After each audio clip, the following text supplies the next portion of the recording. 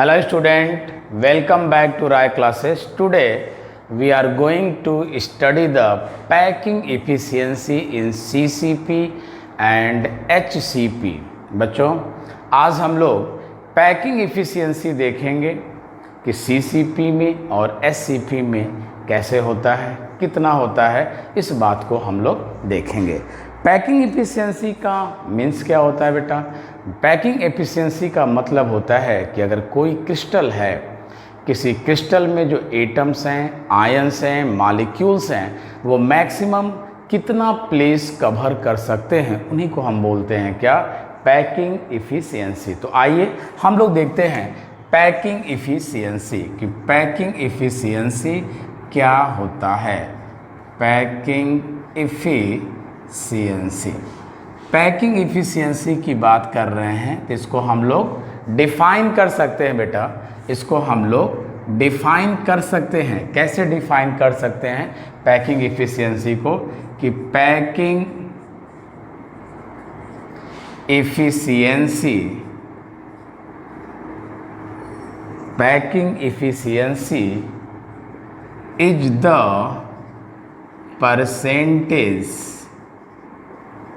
percentage of total space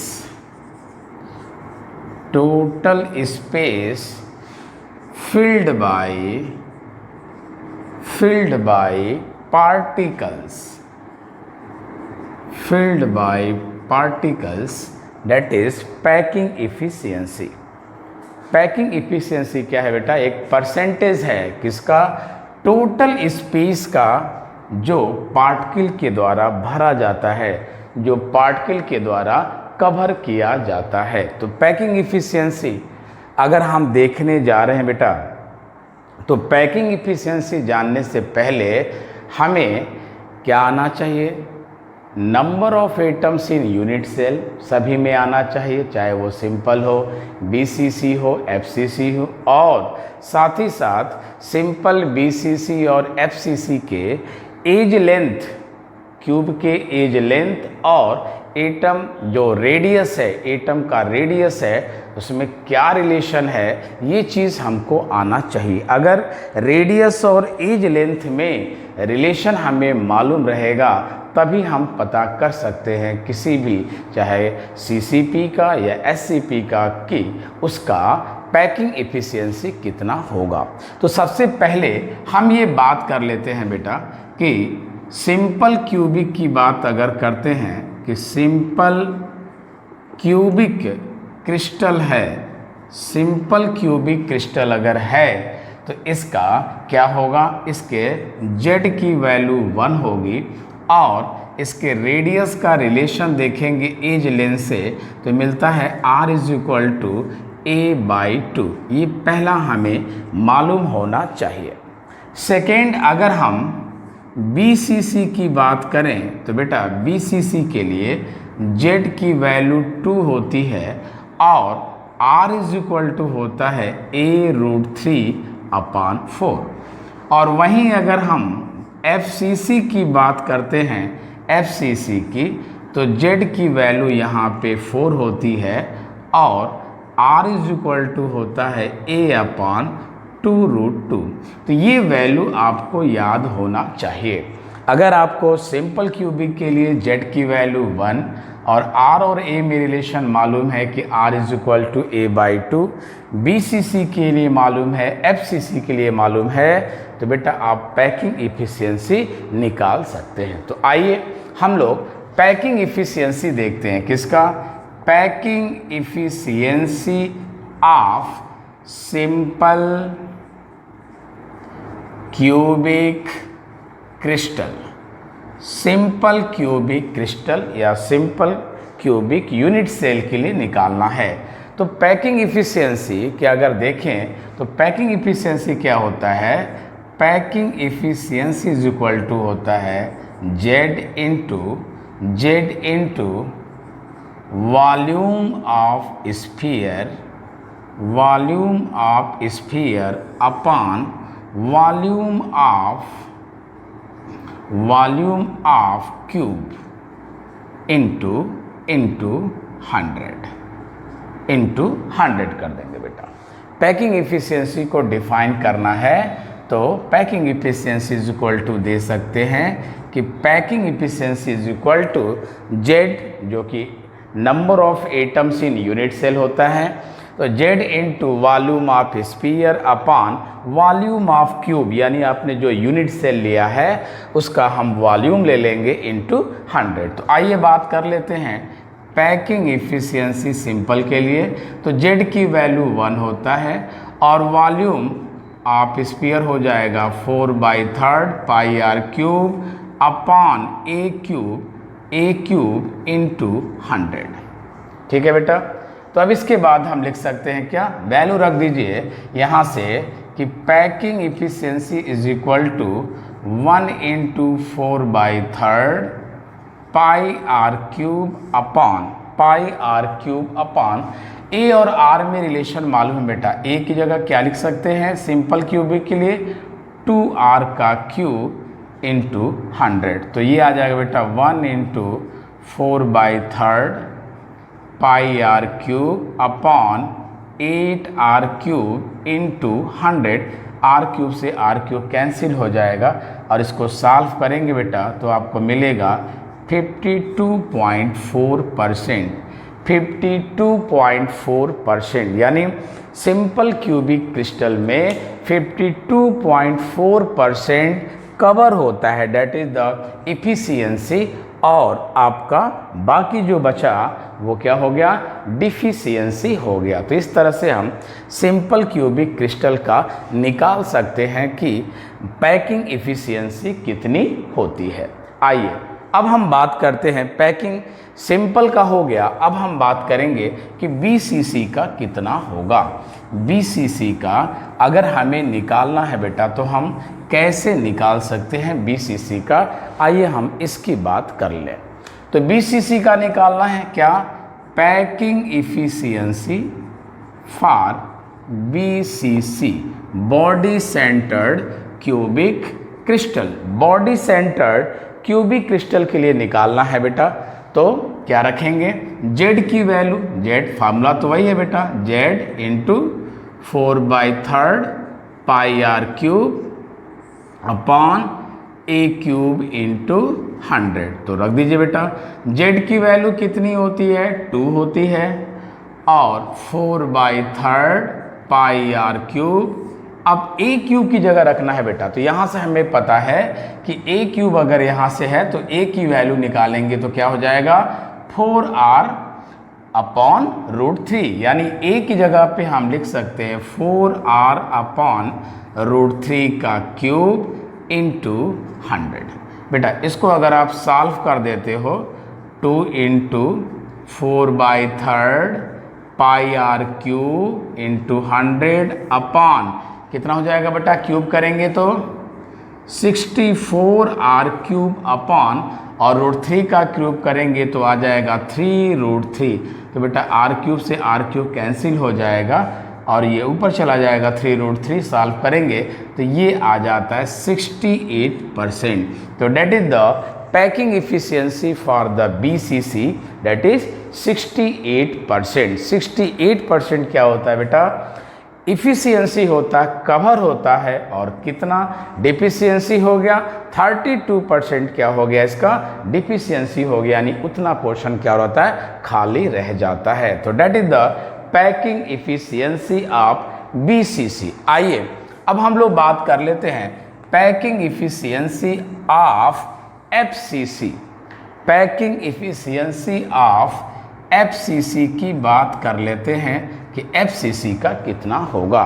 तो FCC की बात अगर कर रहे हैं बेटा तो हमें मालूम है कि Z की वैल्यू 4 होती है into 4/3 pi are cube upon a cube की जगह क्या लिखेंगे, तो हमें ये पता है कि R इज इक्वल टू होता है A अपॉन 2√2। तो यहाँ से अगर A निकालना है तो क्या हो जाएगा 2√2r का क्यूब इंटू 100, यहाँ से हम निकाल सकते हैं बेटा। ठीक है, 4 into 4/3 pi are cube upon 2√2r cube into 100। तो सॉल्व कर दीजिए बेटा इसको, 4 into 4/3 into pi are cube upon, इसका क्यूब कर दीजिए बेटा, 2 का क्यूब करेंगे तो कितना हो जाएगा, 8 हो जाएगा, और √2 का क्यूब करेंगे तो 2√2, तो 8 2 जा कितना हो जाएगा, 16√2 क्यूब, तो 16√2 क्यूब इंटू 100, तो आर क्यूब से आर क्यूब क्या होगा बेटा, कैंसिल हो जाएगा, 4 से ये 16 काट दीजिए, 4 4 जा, 4 से ये क्या होगा, फिर ये 4 कट जाएगा और आपका आ जाएगा 74%।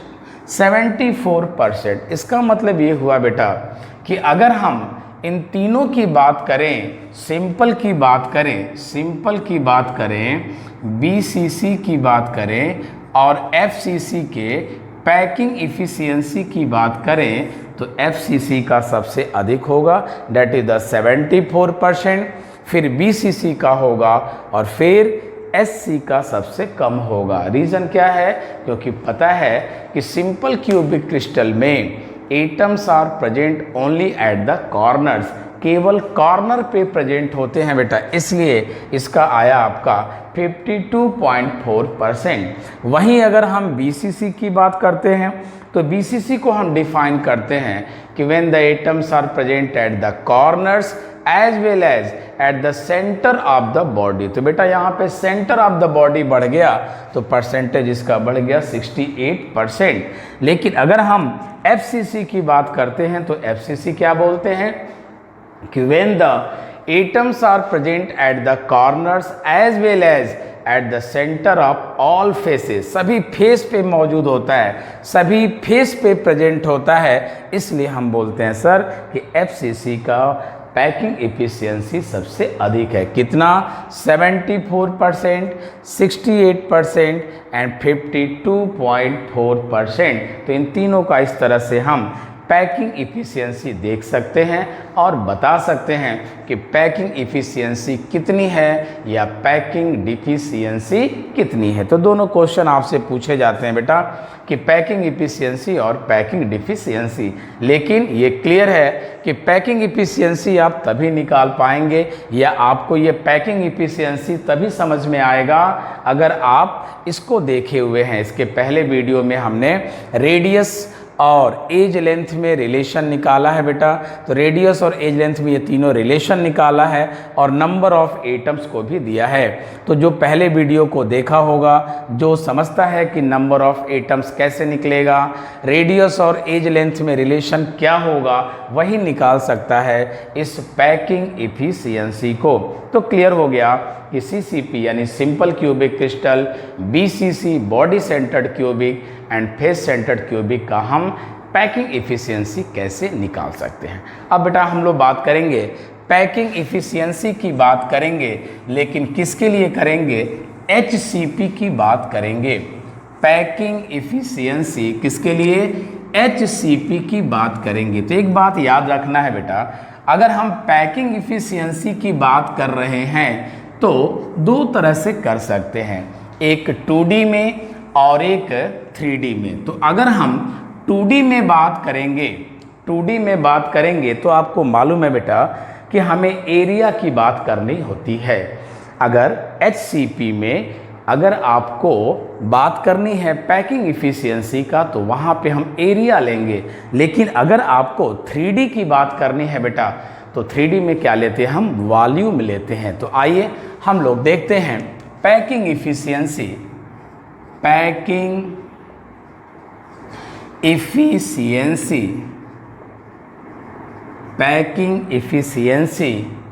इन HCP हेक्सागोनल क्लोज पैकिंग, और वो भी किसके लिए बेटा, 3D के लिए हम पता करेंगे। पैकिंग इफिशियंसी इन HCP किसके लिए निकालेंगे, 3D के लिए हम निकालने जा रहे हैं। तो आइए देखते हैं। तो पहले क्या करते हैं बेटा, एक हम HCP का फिगर ड्रा करते हैं कि कैसे हम बनाएंगे। ऐसे HCP का मतलब आप समझते हो बेटा क्या होता है। HCP का मतलब ये होता है बेटा कि अगर कोई सेंट्रल एटम है, this one the central atom, और इसके चारों तरफ 6 एटम बैठे हुए हैं, 1 2 3 4 5 6 एटम बैठे हुए हैं बेटा।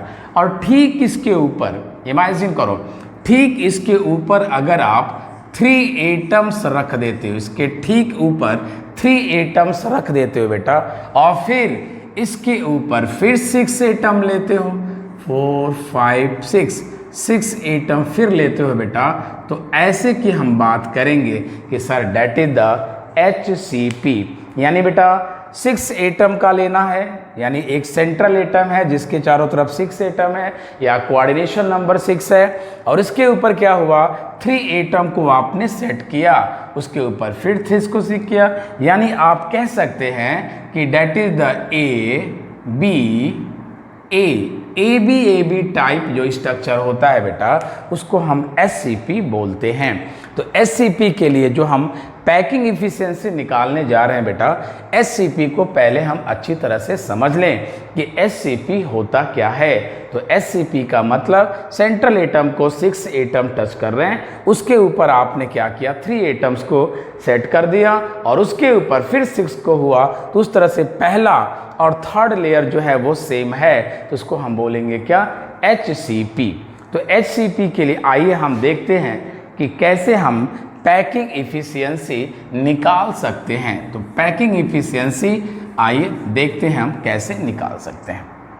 तो इसके लिए बेटा एक फिगर ड्रा करते हैं हम SCP का, कुछ इस तरह से, बड़े आसानी से, बहुत सिंपली ट्रिक बताएंगे, जो आप क्या करेंगे बेटा, HCP का स्ट्रक्चर आप बना लेंगे। इस तरह से आप बड़े आसानी से क्या करेंगे, स्ट्रक्चर बना लेंगे। यहाँ से ले लीजिए और ये मिला दीजिए, और ये आपको SCP हम लोग बनाने जा रहे हैं।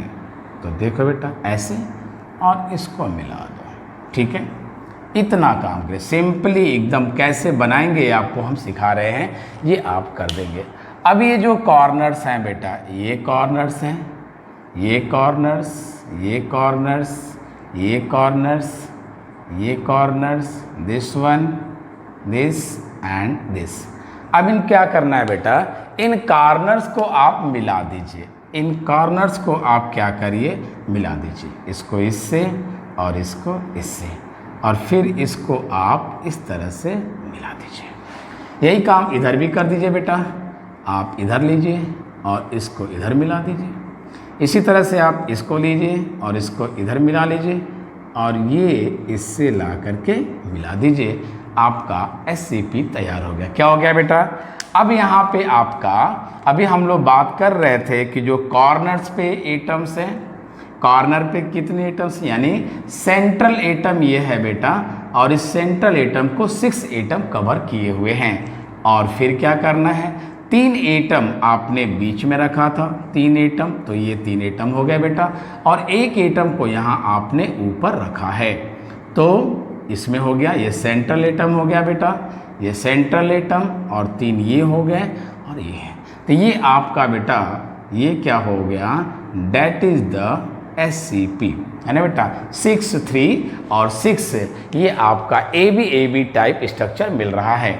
अगर इसके हाइट को बेटा, हम इसके हाइट को यहाँ से इसको मान लें कि इसकी हाइट जो है वो h है, वो h है, तो बेटा सिंपल सी बात है, ये आपका सेंटर है, ये सेंटर है, तो ये कितना हो जाएगा, ये हाइट कितना हो जाएगा, h/2 हो जाएगा, और ये भी हाइट क्या हो जाएगा बेटा, h/2 हो जाएगा, h/2 आपका ये हाइट हो जाएगा।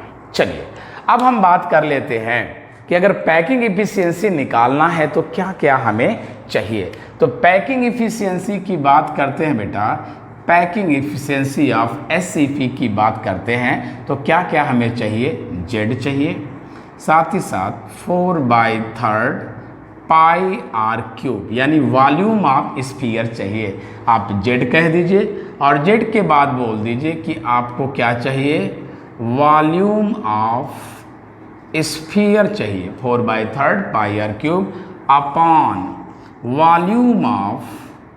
Volume of hexagon. ये जो आपने हेक्सागन बनाया बेटा, आपको वॉल्यूम ऑफ हेक्सागन का चाहिए। इंटू 100 अगर कर देंगे तो आपको क्या होगा बेटा, मिल जाएगा पैकिंग इफिशियंसी। यहाँ से आप पैकिंग इफिशियंसी निकाल सकते हैं, या इसी को हम लोग ऐसे भी लिख सकते हैं बेटा कि packing efficiency is equal to Z into volume of sphere upon area of base into height, area of base into height. इतनी चीज़ें हमें चाहिए और इंटू 100 कर दो बेटा। तो आइए अब हमें ये देखना है बेटा कि जेड कैसे मिलेगा और एरिया ऑफ बेस कैसे मिलेगा और हाइट कैसे मिलेगा। यहाँ पे 3 क्वेश्चन हमारे सामने है। तो सबसे पहले बेटा हम बात कर लेते हैं किसका, जेड की बात कर लेते हैं कि जेड कैसे निकालेंगे। तो आइए number of atoms in unit cell की बात कर लिया जाए। तो नंबर ऑफ एटम की बात करेंगे बेटा, तो जरा देखिए कितने एटम्स हैं बेटा, सभी कॉर्नर्स पे हैं, सभी कॉर्नर्स पे एटम है बेटा, ध्यान दीजिए। तो 6 एटम आपको ये दिख रहे हैं, 1 2 3 4 5 6 एटम ये दिख रहे हैं, और 6 आपको ये भी दिख रहा है बेटा।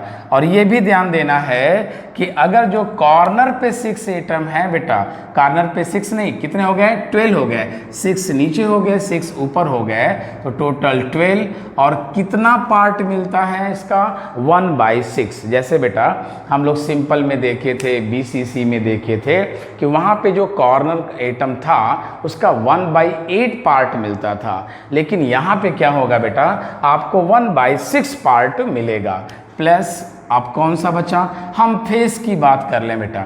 तो फेस पे अगर देखें तो फेस पे आपको ये 2 एटम दिखाई दे रहे हैं। तो फेस के 2 एटम का आपको मालूम है बेटा कि फेस का हम क्या लेते हैं, 1/2, और 3 एटम जो है वो सेंटर में है। तो बॉडी में सेंटर में जो होता है बेटा वो पूरा का पूरा यूनिट सेल में जाता है। तो यहाँ कितना आ गया बोल दो बेटा, 6 2 जा 12 एंड 2 3 जा 6। तो टोटल कितना आ गया, यहाँ पे अगर हम टोटल एटम की बात कर लें तो कितना आ गया बेटा, यहाँ पे 3 तो ये हो गया बेटा, और 3 ये हो गया, और 2 ये हो गया। तो कितने एटम्स हो गए बेटा, टोटल की अगर हम बात कर ले यहाँ पे तो कितना आ गया, 12 एटम का 1/6 लिया, ठीक है।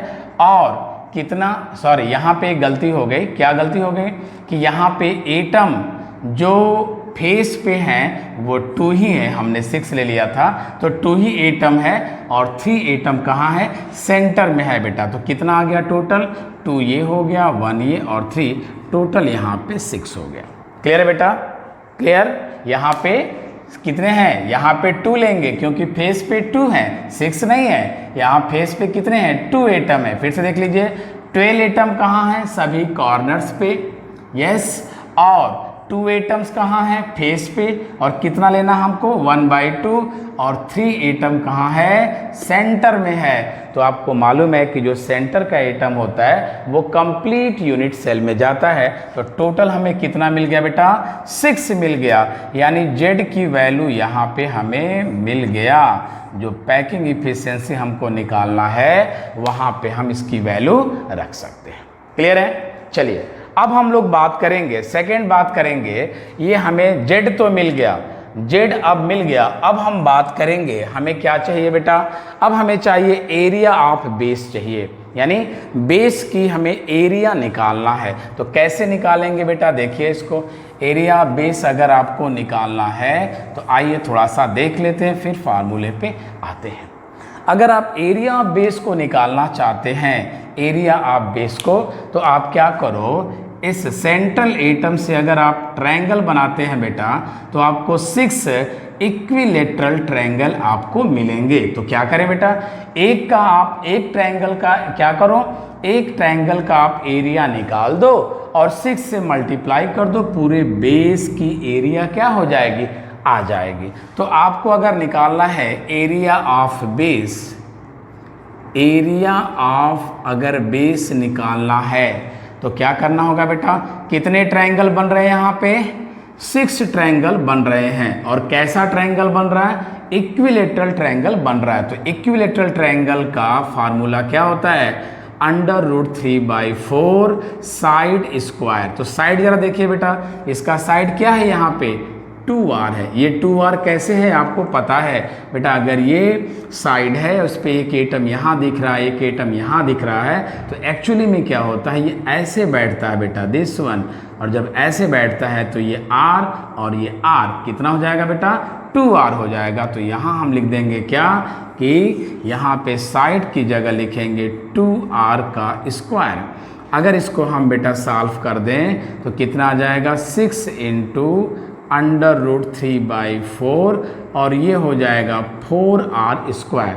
तो 4 से 4 कैंसिल हो जाएगा बेटा और 6√3r स्क्वायर ये आपको मिल गया। क्या मिल गया बेटा, एरिया ऑफ बेस। किसका, इस पूरे का मिल गया, क्योंकि एरिया ऑफ ट्रायंगल हमको मालूम है, एक ट्रायंगल है, एक ट्रायंगल का फार्मूला होगा एरिया निकालने का √3/4 साइड स्क्वायर, लेकिन टोटल कितना है, 6 है, इसलिए हम 6 से मल्टीप्लाई कर देंगे और आपको मिल जाएगा 6√3r स्क्वायर। तो बेटा हमें क्या क्या मिल गया, z मिल गया हमको, z कितना मिला बेटा, z हमको 6 मिल गया। और area of base, area of base कितना मिल गया, ये मिल गया 6√3r स्क्वायर। चलिए बेटा थर्ड प्रॉब्लम क्या है, थर्ड प्रॉब्लम की अगर हम बात करें यहाँ पे, थर्ड हमें क्या चाहिए, तो हाइट चाहिए, क्योंकि वॉल्यूम है हेक्सागन का, तो क्या चाहिए, एरिया बेस इंटू हाइट। तो जेड भी मिल गया, एरिया बेस भी मिल गया, अब हमें क्या चाहिए, हाइट चाहिए। अब हाइट कैसे निकालेंगे बेटा, जरा इस फिगर को देखिए। हाइट की बात अगर करनी है बेटा तो यहाँ से ज़रा देखो, इस सेंट्रल एटम को देखें कि ये सेंट्रल एटम है और ये है, इसको आप क्या करो बेटा, ऐसे मिला दो। अगर आप ऐसे मिला देते हो बेटा तो ये क्या हो जाएगा, ये आपको पता है h/2। और इस सेंटर से क्या करो बेटा, आप इसको मिला दो, इसको मिला दो, और यहाँ से क्या करो, इसे यहाँ मिला दो, ठीक है। अच्छा इसको अगर हम ड्रा कर दें, इधर ड्रा कर दें बेटा, देखिए तो कैसे आप इसको ड्रा कर सकते हो। जैसे आप ये ले लो और ये 3 एटम हो गए, ये 3 एटम हो गए बेटा। और क्या करो, इसके ऊपर एक एटम रख दो, एक एटम नीचे रख दो, ठीक है बेटा। एक एटम क्या करो, ऊपर रख दो, और एक एटम क्या करो, नीचे रख दो बेटा, ठीक है, नीचे रख दो। अब देखना क्या हमें ये देखना है, हमें क्या देखना है बेटा कि ये कैसे हम निकाल सकते हैं। तो यहाँ से बेटा अगर हाइट की बात करें तो ये आ जाएगा सेंटर में, ये आ जाएगा, ठीक है। और इसको आपने ऐसे मिला दिया, ये मिला दिया आपने, दिस वन, ठीक है बेटा। तो अगर हम इसको ले लेते हैं, दिस वन, इसको ले ले बेटा, और इसको क्या करें, यहाँ से ये मिला दें, तो ये क्या है, ये हमें जो ये वैल्यू मिली है वो h/2 है बेटा। यहाँ देखो 2 एटम है बेटा, यहाँ एक एटम ये, एक एटम ये। तो अभी आपको बताए हैं कि अगर किसी लाइन पे 2 एटम कवर कर रहे हैं तो कितना हो जाएगा बेटा, 2r हो जाएगा। और इस डिस्टेंस को, ये जो सेंटर पे मिला रहा है, इसको हम मान लेते हैं कि ये क्या है, x है। क्या मान लेते हैं बेटा, x है। यानी अगर हम बेटा अगर हम बात कर लें कि अगर इसको अलग ट्रायंगल बना दें अगर, तो कैसे मिलेगा, देखो बेटा कुछ इस तरह से ट्रायंगल मिलेगा, राइट ट्रायंगल है। क्या मिलेगा बेटा, ये आपका जो हाइट है वो कितना है, h/2 है, ये जो मिला वो कितना है, 2r है, और ये क्या है, x है। क्लियर है बेटा, ये बात यहाँ से बिल्कुल क्लियर हो गई होगी। ये फिगर यहाँ आप देख रहे हैं बेटा, जो ट्रायंगल बन रहा है राइट ट्रायंगल, इसको हमने यहाँ अलग से करके दिखा दिया है। इस चीज़ को यहाँ पे बड़े में करके दिखा दिया, क्योंकि यहाँ पे आपको प्रॉब्लम हो रही होगी। तो यहाँ से निकाल लिया बेटा, और ये जो ट्रायंगल बना वो आपके सामने हो गया। ये हो गया कितना, ये हो गया बेटा h/2, और ये हो गया 2r, और ये हो गया x। अब जरा इस ट्रायंगल की बात कर ले, एक ट्रायंगल यहाँ दिखाई दे रहा है, एक ट्रायंगल यहाँ जो दिखाई दे रहा है। अगर हम इस ट्रायंगल की बात कर लें बेटा, कुछ इस तरह से ये ट्रायंगल बना हुआ है, और इस पे ये जो लिए थे हम पॉइंट दिस वन, उसको क्या लिए थे, x लिए थे। अब इस पे क्या करते हैं बेटा, परपेंडिकुलर डाल देते हैं, तो ये कितना हो जाएगा, ये हो जाएगा बेटा r। कैसे r होगा आपको पता है, दो एटम्स हैं बेटा, 2r है, तो सिंपल सी बात है ये r हो जाएगा। और ये जो एंगल होगा बेटा वो कितना हो जाएगा, 30 डिग्री हो जाएगा। ये आपको पता है 30 डिग्री हो जाएगा, क्योंकि यहाँ पे इक्विलेटरल है, 60 है, तीनों एंगल यहाँ पे कितने हैं, 60 बन रहा है, तो यहाँ पे क्या हुआ, 30 हो गया। तो यहाँ पे हम बात कर लें जरा cos थीटा की बात कर लें, तो अगर हम cos 30 ले लें तो क्या मिलेगा, तो cos थीटा इक्वल टू क्या होता है, b/h। तो बेस कितना हो जाएगा बेटा, आपको ये देखना है कि बेस आपका हो गया r और h हाइपोटेनस क्या है बेटा आपका x है, यानी r/x मिल गया। अच्छा, cos 30 की वैल्यू कितनी होती है, √3/2 इज इक्वल टू r/x। तो यहाँ से x निकाल लो बेटा, अगर यहाँ से x निकाल लोगे तो x इज इक्वल टू हो जाएगा 2/√3। x इज इक्वल टू क्या हो जाएगा, 2/√3 यानी 2r/√3। ये x की वैल्यू आ गई बेटा। ये x की वैल्यू अगर आपके पास आ गया cos 30 से, हमने यहाँ पे क्या किया, x की वैल्यू निकाल लिया। अब जब x की वैल्यू आ गई बेटा, इसको मिटा देते हैं, जब x की वैल्यू आ गई तो यहाँ से हम अब इस वैल्यू को यहाँ पुट कर दें। इस वैल्यू को अगर पुट कर देंगे बेटा तो क्या मिल जाएगा, जरा देख लीजिए, h/2 square is equal to h/2, कोई भी ट्रायंगल है, h/2 square is equal to right triangle है, तो क्या हो जाएगा 2r square minus x square, 2r square minus x square. तो ये हो जाएगा h/2 square is equal to 2r square minus 2/√3r का स्क्वायर। बेटा अब इसको सॉल्व कर दो, ये हो गया h/2 का स्क्वायर इज इक्वल टू, ये हो जाएगा 4r स्क्वायर माइनस, ये हो जाएगा आपका 4r स्क्वायर अपॉन 3 हो जाएगा। क्लियर है बेटा, क्या हो जाएगा, 3 हो जाएगा। इसको मिटा देते हैं, x की वैल्यू आप तो नोट कर लिए हैं, तो ये हो जाएगा। अब यहाँ से अगर हम 3 LCM ले लें बेटा, तो कितना आ जाएगा, 12r square minus 4r square, और ये हो गया आपका h/2 का स्क्वायर। तो h/2 का स्क्वायर और ये हो गया 8r square upon 3, 8r square upon 3। अब बेटा हम क्या कर सकते हैं ये बता दो, 8r स्क्वायर बाई 3 है और यहाँ दिया है h/2 का स्क्वायर, तो यहाँ लिख सकते हैं हम 8 को 2√2r बाई √3 का स्क्वायर लिख सकते हैं बेटा। 8 को क्या लिख सकते हैं, 2√2 का स्क्वायर, तो 8 आ जाएगा, है ना। और r स्क्वायर और 3 को क्या लिख सकते हैं, √3 का स्क्वायर, तो यहाँ से स्क्वायर कट जाएगा और क्या मिल जाएगा बेटा, h/2 इज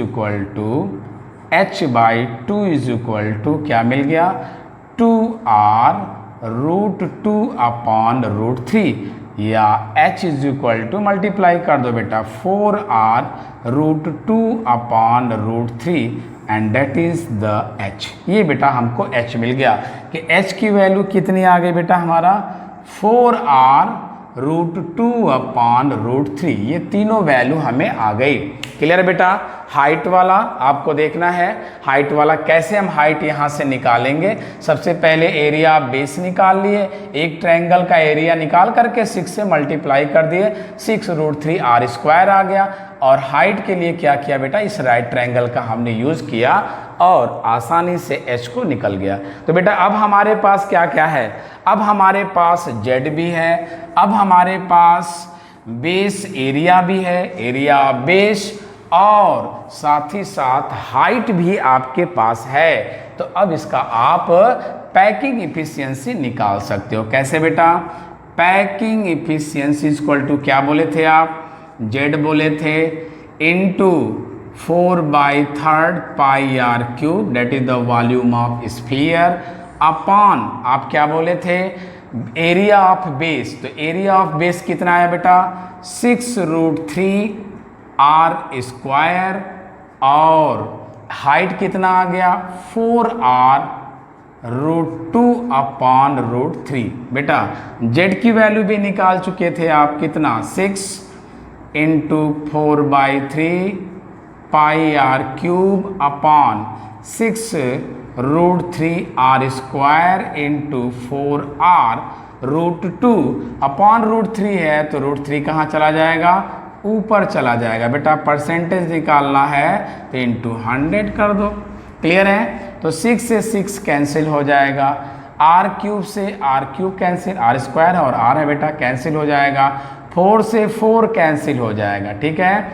√3 से √3 कैंसिल हो जाएगा। बचा क्या आपके पास, जरा देखिए बेटा, आपके पास बचा π/3√2 × 100। और अगर इसको सॉल्व करते हैं बेटा तो आपका आ जाता है 74%। तो इस तरह से HCP का आप निकाल सकते हैं, 74% इसका आ जाएगा क्या, पैकिंग इफिशियंसी। तो बेटा पैकिंग डिफिशियंसी कितना हो गया, तो 26% आपका यहाँ पे पैकिंग डिफिशियंसी हो गया और 74% पैकिंग इफिशियंसी हो गया। तो इस तरह से हम SCP का 3D में हमने पैकिंग इफिशियंसी निकाल लिया। जेईई मेंस में बेटा इस पे आपसे क्वेश्चन पूछता है, और आपको यहाँ जो प्रॉब्लम है निकालने के लिए वो ये प्रॉब्लम थी सबसे, क्या कि हाइट कैसे निकालेंगे और एरिया ऑफ बेस कैसे निकालेंगे, और साथ ही साथ number of atoms in unit cell. तो इस तरह से हम SCP का और CCP का पैकिंग इफिशियंसी हम लोग निकाल लिए। और पैकिंग इफिशियंसी समझ में आ गया बेटा कि पैकिंग इफिशियंसी क्या है। Packing efficiency is the percentage of all the space which is filled by the particles यानी एटम, आयंस या मॉलिक्यूल से जो भरे जाते हैं स्पेस, उसी को बोला जाता है पैकिंग इफिशियंसी। तो पैकिंग इफिशियंसी आप इस तरह से निकालना सीख गए। आई होप आपको अच्छी तरह से समझ में आया होगा। That's all, okay bye.